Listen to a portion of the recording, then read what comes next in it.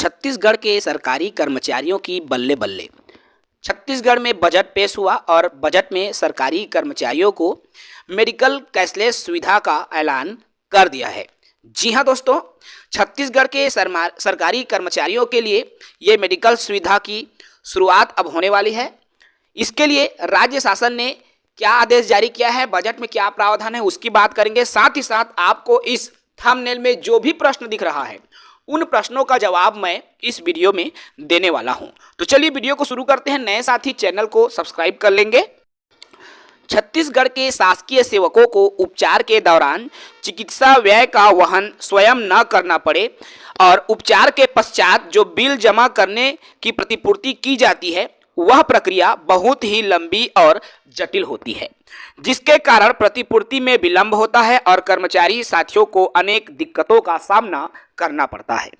हम राज्य के शासकीय सेवकों के लिए कैशलेस चिकित्सा सुविधा की नई योजना प्रारंभ करने जा रहे हैं और इस योजना के तहत ई हेल्प कार्ड बनेगा और इस ई हेल्प कार्ड के माध्यम से कर्मचारी उपचार प्राप्त कर सकेंगे। इसके लिए कैबिनेट में आज के बजट में 100 करोड़ का प्रावधान किया गया है। अगर मैं कहूं कि ये जो सरकारी कर्मचारियों के लिए मेडिकल की सुविधा है कई राज्यों में लागू है, जिसमें उत्तर प्रदेश, आंध्र प्रदेश जैसे कई सारे राज्य हैं। छत्तीसगढ़ के अलावा अब छत्तीसगढ़ में बजट सत्र में इसे हमारे राज्य में भी लागू कर दिया गया है। इस योजना का लाभ कौन कौन से लोगों को मिलेगा? तो इस योजना का लाभ सरकारी कर्मचारियों को मिलेगा।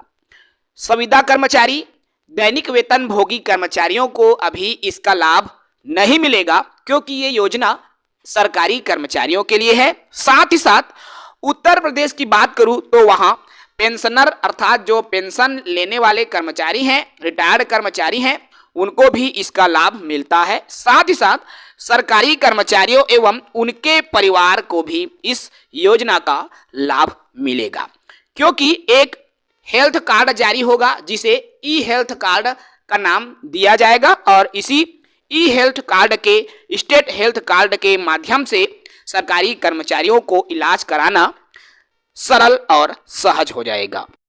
इस ई हेल्थ कार्ड से क्या क्या लाभ मिलेंगे, क्या क्या मुख्य सुविधाएं मिलेंगी? तो ये कार्ड यदि आप सरकारी कर्मचारी हैं और उपयोग करते हैं तो पूरी तरह से कैशलेस इलाज होगा, अर्थात आपको नगद का भुगतान नहीं करना पड़ेगा। इस योजना का लाभ किसी भी सरकारी हॉस्पिटल या प्राइवेट हॉस्पिटल में इलाज की सुविधा मिलेगी। हेल्थ कार्ड दिखा करके आप जो है अपना इलाज करवा सकते हैं।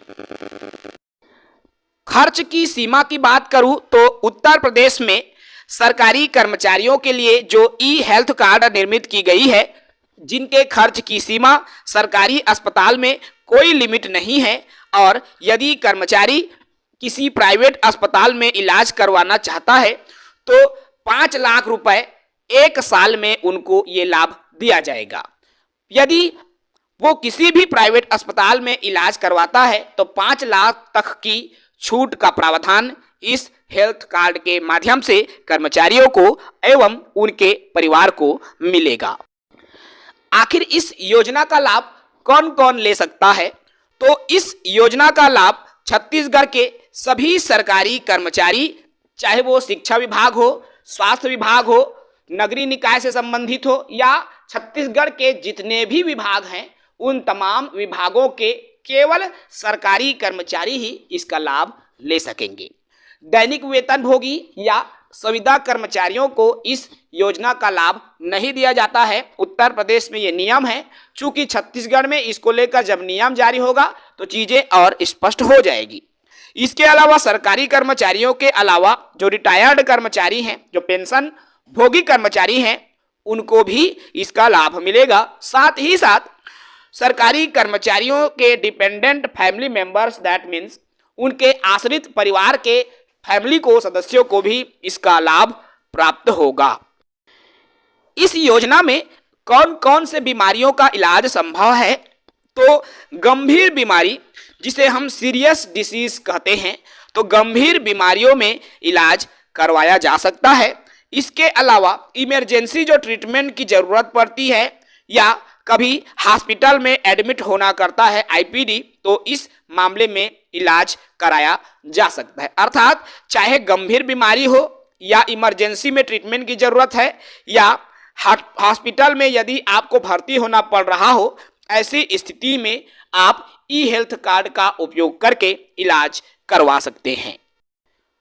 कुछ मामलों में सिर्फ गंभीर और महंगी बीमारियों में ही कैशलेस संभव होता है। चूंकि जब राज्य सरकार द्वारा इस इलाज को लेकर जब दिशा निर्देश जारी होगा तो और चीजें स्पष्ट हो जाएंगी कि आखिर किन किन बीमारियों में इनका इलाज जो है संभव है।